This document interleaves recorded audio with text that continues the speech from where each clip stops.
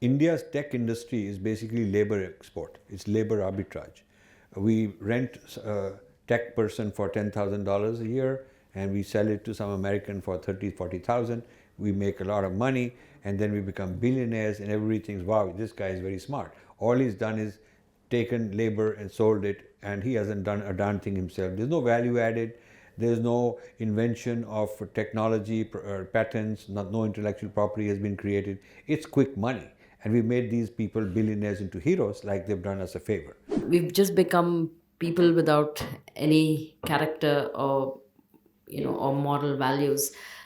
We don't care about the nation. We are very opportunistic, individualistic. We just want to make a quick buck and get ahead. And until and unless we can stop that at an individual level and at a societal level, this is not going to happen. Our tradition will say go even deeper than that. Find a certain inner journey. From childhood, we should teach our children yoga, meditation, sadhana, to find a sort of mind management. The mind sciences is what we should teach our children. And then as they grow up, they learn to be secure, confident. It's not an external identity that I'm a Punjabi and we got the best saag, paneer and all that. It's more like I know I'm contented in myself. I'm contented. I have a place I can always go to and find my joy and find my peace. And with that, I'm externally active and helping others, playing a role in society. So the deep inner quest is at the foundation of our education. Sir, we already know all these things, and we are much better than we used to be. We need more time, but we're working on it. We will do all these things. It'll take many, many years, but we will do all these things. So you just have to be calm and you have to be patient. But look at where we were, and then in the first term we did this, in the next we did this, then the next we did that, then now we will do more.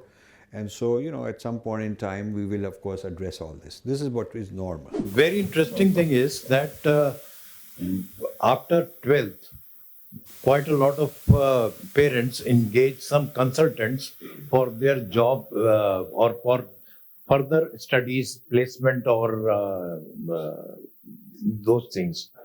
And all those guys they have foreign universities, foreign courses, etc., etc. But definitely Ashoka is always in their menu. So maybe because Ashokas are also giving these consultants some money to bring the students, so that is an attraction to those consultants, that they put the name of Ashoka also in that list. I don't think it's they're getting paid or anything from Ashoka. I personally don't think that. I think Ashoka has built a brand like Harvard, that it's a liberal, and there's this mad rush for liberal arts as something new apart from engineering and medicine that traditionally Indian kids went for. So this whole demand for liberal arts education without knowing what it really is. So there is a hype about it, and Ashoka wants to be the premier institute for for liberal arts, and at 40 lakhs what the parents spend, they have to also ask what are they getting, because in the US many of these humanities and social sciences kids are actually not getting jobs. They are unskilled. That's number one. And number two, they have a huge debt burden that they bring around, and the only places they can get jobs are in as DEI officers somewhere. So and that's the ecosystem that the left has very cleverly created. So you have these police officers, caste sensitivity police officers all over, now that it's pervasive in corporate and government and other institutes, that these will be the jobs that they will take on. When we were talking about the caste system and breaking of the families, I think the joint family system is the answer to that problem. That's not a question, though. What's the question? Is joint family system an answer to this problem? What problem? The problem is, wait. The problem is, you have to understand the problem. It could have been a preventive, but it's not a solution. What could have prevented is not necessarily a solution at this stage. At this stage, we have a very powerful critical race theory, critical caste theory, Tsunami, It has embedded in the US academic institutions, in the private sector, in government municipalities. It's being exported through visa policy and foreign policy of the US State Department. These kind of DEI is part of it. And the World Economic Forum is into this in a big way. Our people love to go to Davos and hobnob and feel very good. They bring all this back. The US corporate sector is bringing it to the Indian corporate sector. The US academics are bringing it to the Indian academics. The US religious institutions and churches are bringing it to India. We haven't talked about the Arabs. They have something in MIT called the JPAL. J is the name of a Arab sheikh, and PAL stands for Poverty Action Lab. And your friend Sur is one of those executives on that. And the purpose of this is Saudi funded MIT people to reduce poverty in India. Now you wonder, and it's all about this JPAL in MIT has set up collaboration with Indian universities in the South to do this research on poverty and human rights and gather data and supply the data to the MIT people so they can feed their algorithms and they can come up with more legal cases. So we are being sold out by our own people because our own people are welcoming this sort of thing. So when you say is a joint family, I mean, it's sort of a joke almost because your options have to be, you have to prescribe something as a solution which is an available option. Which button would you push and say, okay, because I push that button, we'll have a joint family system? It's not going to happen. It's just not going to happen. So you should only recommend solutions which are available, which are within. So you could say, let's go and put pressure on the billionaires to stop funding it. Now that's available as an option. You could say, let's tell the government to stop funding these consultants. It's available as an option. You could say, let's put a law on data privacy and data mining by foreign people, and so that they have to stop it. That's available as an option. So your solutions, what is a solution? Is this a solution or that solution? Cannot be dreamed. You could say, if UFOs came from another galaxy and they changed the world, sir, would that be a solution? That's ridiculous because it's not available as an option. So I don't think there's an option available. You can, as a matter of policy, you can institutionalize joint family system because that's not a policy issue. So we can only change what we can change, and we cannot change mass behavior of Indian people. One is what's the cyber Coolie you have been talking about, and what impact is going to have our myopic industrial system, or the myopic system where we are just transporting the persons to do that. Well, what will happen after all these theories get implemented? Okay, so the second thing, sir, one thing more. I would like Vijay you to tell what the audience sitting over here should try to do that so that we can create a mass and to work it on that, to mount the pressure. So what he's referring to as the cyber Coolie thing that I'm talking about is that India's tech industry is basically labor export. It's labor arbitrage. We rent a tech person for $10,000 a year and we sell it to some American for $30,000, $40,000. We make a lot of money and then we become billionaires and everybody thinks, wow, this guy is very smart. All he's done is taken labor and sold it, and he hasn't done a darn thing himself. There's no value added. There's no invention of technology, patents, no intellectual property has been created. It's quick money. And we made these people billionaires into heroes like they've done us a favor. Now, the irony is that whenever you go to some very big tech company, whether it's Google or Facebook or Microsoft or Apple or Amazon, you go to some of these French companies, you go to Raphael where they're making all those jets. India buys them for like huge amount of money. India is paying so much money to buy these technologies, and large percentage of their engineers are Indians. So the reason Raphael is so expensive is because the one jet can do the job of 50 pilots, because with AI, it has sensors, it monitors so many enemy planes and keeps track of the potentials and the algorithms of these planes and what are all the scenarios, and comes up with the right scenario. And one pilot couldn't do that, and you need 50 pilots to do that. So this is why it's so good. But this AI, where did it come from? when you go and look at their defense labs and research labs and all the subcontractors that they're using, and or down the whole pipeline, the supply chain of these systems, a lot of Indians working there. So it's like we are the tech coolies. We are doing the coolie work. And they are getting the knowledge, the value out of it, and then we are importing it back. I have said this for 15 years, that the people who are worshipping as big heroes because they got money, that doesn't mean that they're great because they have money. They have been irresponsible in deploying that money, putting it back into building technology, building products. Now compare this with China. China also started with poverty like us and needed foreign investments and wanted to sell cheap labor. So in the manufacturing sector, they sold cheap labor like we sold in the services sector, but with a difference. The Chinese told there's no law on this, but there's a understanding and partnership between the private sector making all this money and the government, that you should take between 25% and 50% of all the profit you make by selling cheap labor to the Americans, take that and invest it in copying those designs and coming up with your own product. So now, Apple is made there, but Chinese making their own. Yeah? Electronic vehicles, they got Tesla, and now they're Chinese making their own. You look at all the missiles and all these destroyers and all kind of aerospace, they're basically copying, stealing, whatever it takes. So what they're doing is basically selling labor cheap in order to get money, and then taking half of that money to kind of come up with their own products and get ahead of their client.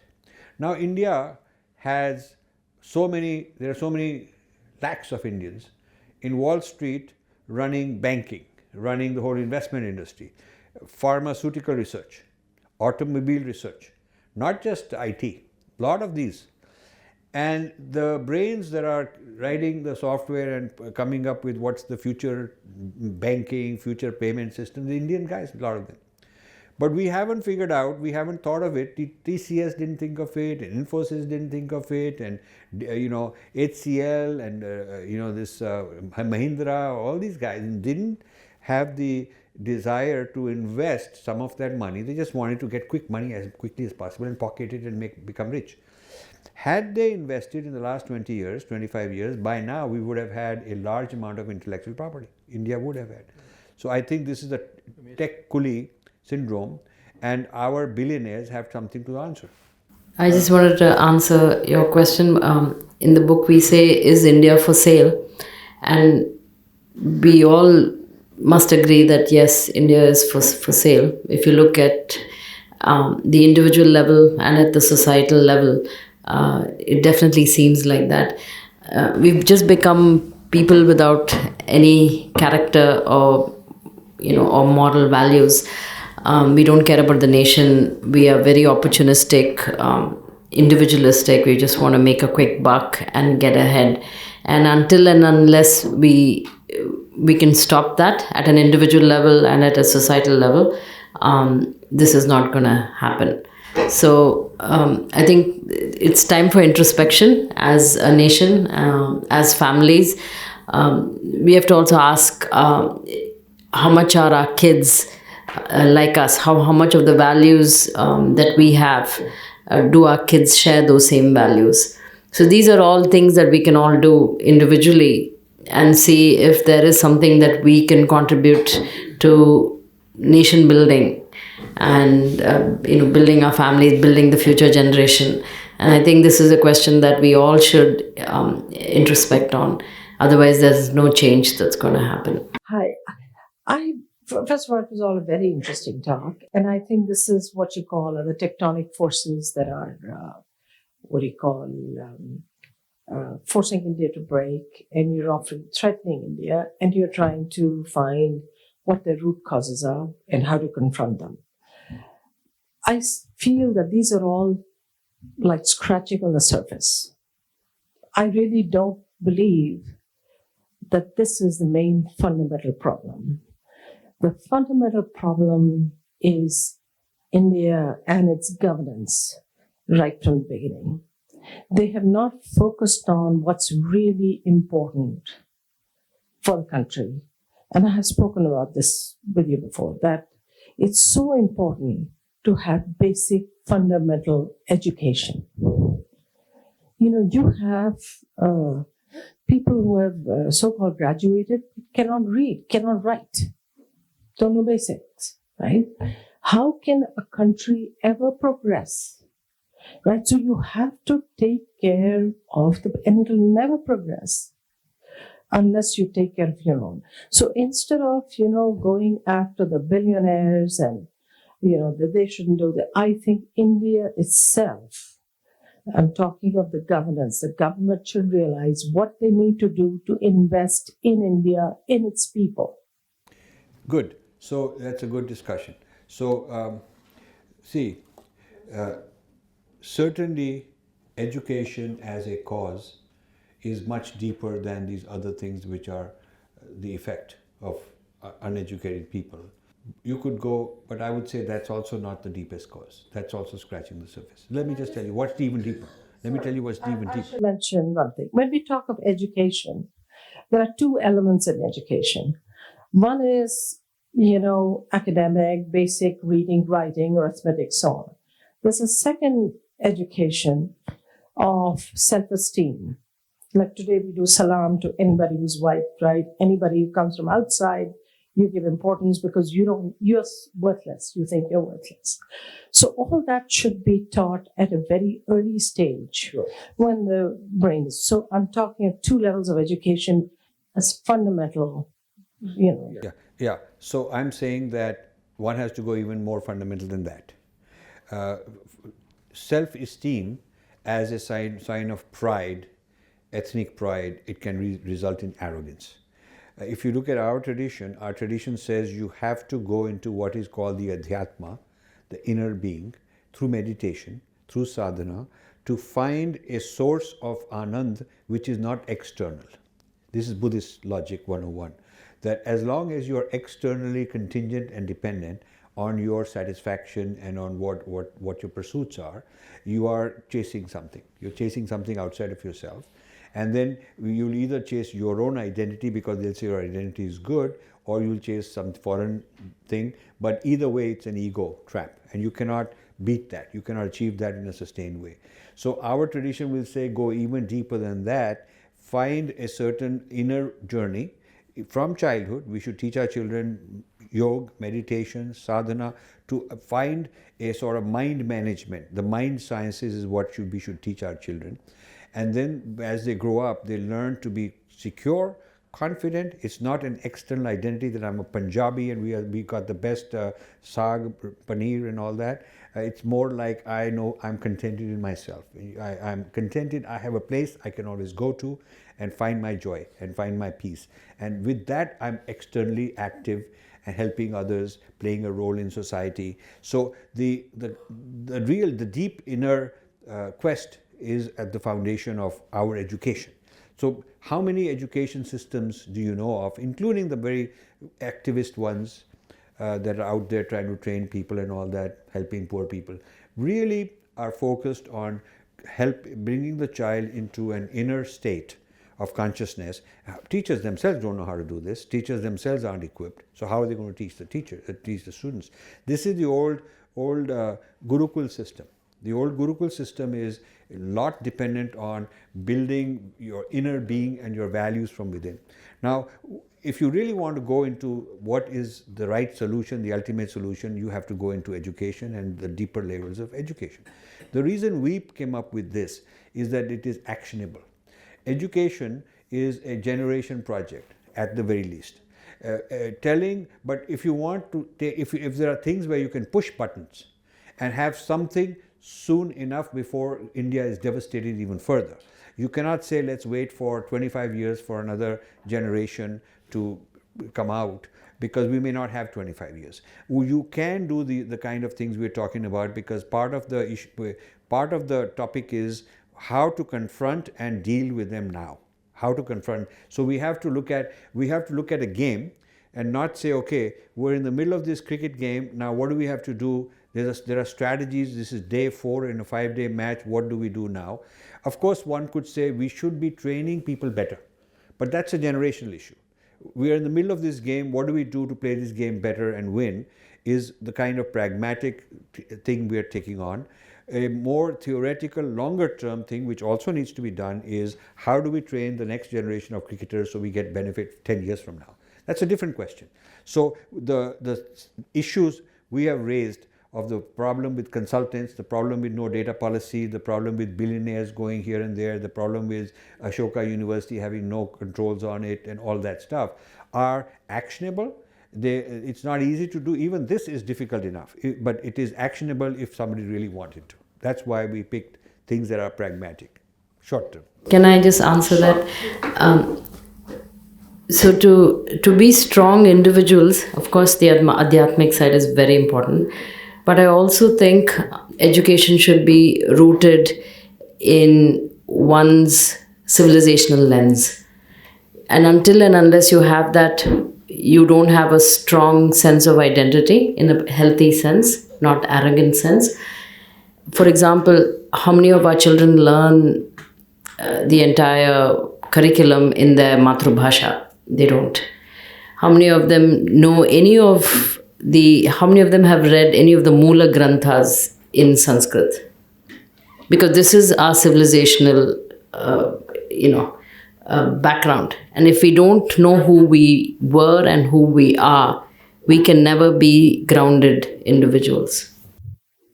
I'm actually going beyond that in some ways, because self-esteem is one aspect. It's also equality in terms of gender, in terms of race, in terms of religion, taught at a time where the kids' brains are wired in such a way that they're able to deal with it later on in life.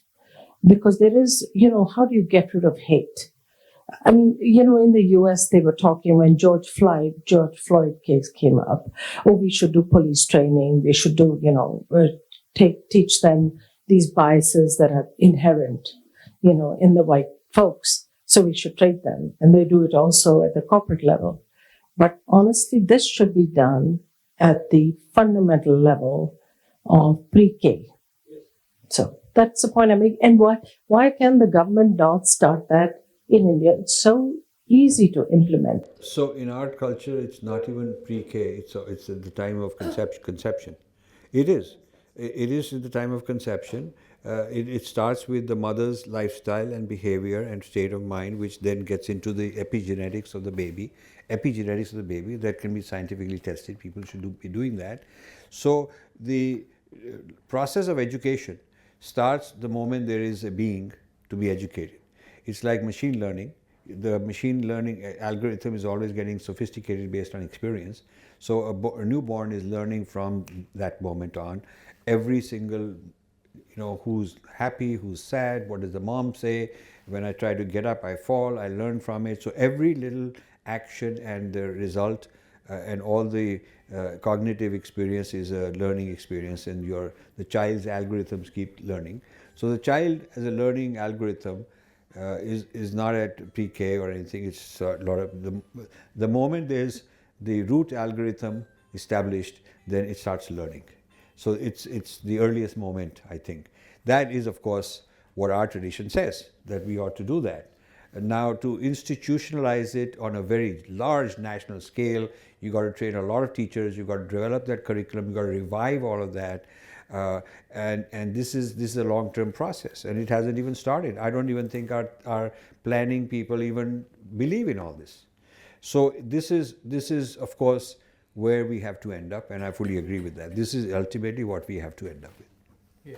Anything else is stopgap, survival, stop the bleeding with some band-aids. That's what anything else is. This is to address both Rajiv and Vijaya. I've been going through your books, and I find the entire concept of cancel culture that you're talking about being practiced in India right from independence. The majority is always made to feel guilty about what the minorities have suffered. Whether they have actually suffered or not is a matter of question. But what I would like to know from both of you is, in your current visit, you had an opportunity to meet various government officials. What is the reaction that you find? The honest answer is, no, the honest answer is I won't name people. I mean, I don't. I'm already sufficiently controversial and in too much trouble, and I don't want to do. But the honest answer is, here is the sort of the summary of what everyone says. Sir, we already know all these things, and we are much better than we used to be. We need more time, but we're working on it. We will do all these things. It'll take many, many years, but we will do all these things. So you just have to be calm and you have to be patient.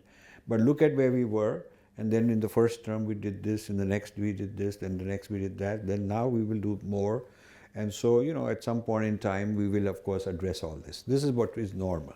So what I tell them is, why don't you go parallel? You have huge amount of resources. You're going with development. That's fantastic. And you're going with bringing all these kind of things, electricity here and digitization and all that. What is wrong with you set up a sort of a civilizational ethos and deep education? Let's call it deep education rather than curriculum education. This is character building, value building, deep education. Why don't you set that up? That is when the answer is sort of very nebulous. We'll think about it. We have enough to do. I mean, basically, it's a cop-out. That's basically I feel, but I will tell you, my assessment is that this new government has done a lot. It has done an amazing amount. It has done more than it was ever done before, or any other alternative government could have done in this short period of time. So I give them full credit. And maybe I'm too restless because we have so much more to do, and maybe I don't know enough about what the reality is, how difficult all these things are in a complex country like this. But I am restless because I'm 72. I have put in 30 years into this, and I see a lot of progress. I see things are better today, but I think we do not have enough time compared to considering all the threats we face, how rapidly, aggressively they're moving forward, and we are being undermined. So this business that we are Vishwa Guru is all BS. I don't believe that. Okay, we got the G20 and we got the nice GDP growth, all of that. But if you look beneath the surface of that, things are not all that secure for us. You find these days, children are hardly exposed to any kind of moral science, which is very sad. Our entire education system has got hijacked by colonial occupation, and post Macaulay, the Indian system has totally been eaten away. You do not allow any Indian scriptures to be taught in any schools. Right from Gita or Ramayana, it is never taught. Now, you can teach Quran, you can teach Bible, but you can't teach Gita. So if that is the way we are going to be, and we're going to neglect our own culture, then this is the way we'll go. We won't move anywhere else. I can just say that if you can afford to home educate your children, you should. Or there are other options now coming up. Different gurukulams are starting. Sanskrit education is picking up. So I think parents need to make sure the goal should at least be to rewind the cultural clock. So if you have children, you should have a modest goal of saying, my kids will be at least as civilizationally aware and educated as my great grandparents. And that's not too much to do, because our great grandparents themselves were colonized and had lost a lot of the sanskars.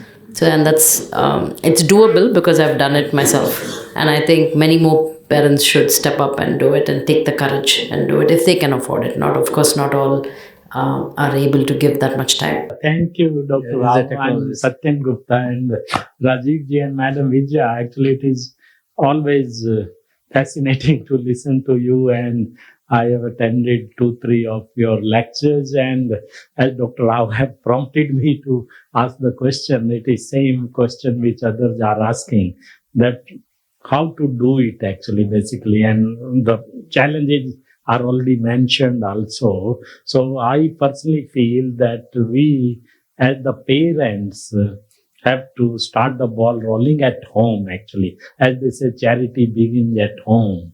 And I think that if somehow propaganda can be done to educate the parents, then to educate the bureaucrats who are already educated and who are claiming to be knowing it and still telling that it will take time. That is what I call Hindu rate of growth in the Indian bureaucracy. So We cannot leave it only to the bureaucrats or to the government. We as parents also, I think, have to do our part of the job. That is what I thought. If somehow you can also start motivating the parents through a broadcast channel, and especially Dr. N. Bhaskar Rao, I think he can help us in India or help you in that how to reach out with your messages, your concerns, and your learnings and findings to the parents in maybe some kind of broadcast manner. Maybe some channel have to be started. Can we have a kit that can tell us that we are proud Indian? We can just go through and follow that. We can teach our kids to do that. Can we have a toolkit of that particular type? I just wanted to say, I think you made a very important point. I agree with parents, the role of parents. That's what, having been in Delhi for 62 years, working at the macro level, I decided to shift to the micro level. Now I'm working with the parents and the children, both together. And that's my experiment going on last 1 year in my village in Andhra. About it, I will talk to you later, because we have now two eminent people. I was so impressed today. I've been to their lectures earlier, 2-3 places. I read, not all of them, all their books, but some was fascinated. But today, even more, the clarity I got from their outlook. And earlier, particularly the first one, I got a lot into blurred picture. But today, I'm very happy both of you have clarified my ambiguities that I got into, but not because of you, because of my own way. I just want to, because there's a book of mine which I wrote about 7-8 years ago. I don't know when it was, 7-8 years ago, on the same subjects that you are talking and what Dr. Rupa has been talking. So I want to present, there is another one which is in Telugu about women empowerment, what you are doing in Houston, non-profit thing. On that, some experiment I am doing in my village. But it is in Telugu. It has just come out last month. It is not yet released actually. I am presenting it to you. This is in English. What you and Vijay has been talking is what about that. So using the parents and the children, the values. Not to discuss the values. Yes. It's the fundamental things that we have been talking. The deeper things that he has used the word deeper. That's what the deeper thing is. Yes. One issue that bugging me is perhaps it's a time to go and question the very development model that we got into 70 years ago. Yes. It's not today or yesterday, but 70 years ago, we deviated from the path that our elders, starting from Tilak, 20s, 1920, to 40, we had a clear understanding of where we are, we want as a country to head. But then after 50s, we changed our route. How it happened and what mechanisms or what interventions have taken place, why we have deeper and deeper getting into. Unless we change this model, question your approach that I am taking, I totally share that and agree with you, questioning the development idea, these measurements trap that we got into. Unless we de-link from this model, we will not be able to address the other one. The other one, of course, is the most important thing along with the development is education, that we have discussed at length, so I will not go into that. But this, currently I am working on this development concept. What is development and who has decided this model for us? I had my personal experience of what UNESCO did in 1960s, what they prescribed, then it has become an advice, then it is as if it is a kind of a, you have to do this. World Bank dictating to us what we need to do. There are examples in my new book, I have mentioned these things. These are the things that we need to question at the macro level. I think your mission I'm hoping that question that Lalit has asked, like Chandok has asked, is very relevant, because we need to bring sensitivity at the macro level, at the decision-making level, and at the parents and children level. These are the two levels we need to work. For that, time is short, time is running out. We have a little limited time. This is how I'm looking at it. Thank you. So the development model is not just an India issue. This is a whole global crisis of the model of development. I think humanity in general, following this model, is going in the wrong direction. And that is a whole separate discussion, if you want, we can have on the concept of development as a material development, GDP, all these kind of things. Are they sustainable? The index model that you are talking, unless you are, they're linked. Yeah, no, I understand. But I'm just making my statement that the development model based on a very materialistic outlook, not developing the inner being, but taking the inner being as is in a very traumatic, troubled, angry, jealous, selfish kind of an average human being, taking them as they are without working on that and trying to outwardly get them more this and more goods and more services and GDP and compete against each other and treaties and whatnot. I think that's a disaster. That's a recipe for disaster, and the whole turn into the inner is required. But that's a whole separate discussion on development models. I'd love to have it someday. Small query. I just wanted to ask that you mentioned that we should ban the data mining and data privacy for the foreign institutes or foreign scholars, whoever are doing. Is it banning, you mean only for the foreign organization or institutes, or even for the Indian, anyone who's doing the data mining? Anyone. The question is, who owns my data? Do I own it, or you measuring me own it? So let's say, you see, you are measuring my data, and currently it says you measure it, whatever you can pick up is yours, right? And but the other claim is Europe is actually debating these issues better than anyone else. EU is debating them. That data concerning me, no matter who measured it, it's mine. Okay, it's like in medical, we all accept that all my medical records belong to me, not the person who took the X-ray. So if you expand it beyond the medical to everything, then they need to get my permission. Then if the algorithms of Facebook benefit from 2 billion people that they are measuring, then a certain portion of Facebook revenue should be allocated to all of them as royalty. And the moment you do that, their values will go down. So the point is, if the raw material, like oil is the raw material for certain industry, if the raw material for this new AI-driven economy is data, then harvesting the data from lots of places. I propose that there should be a data meter.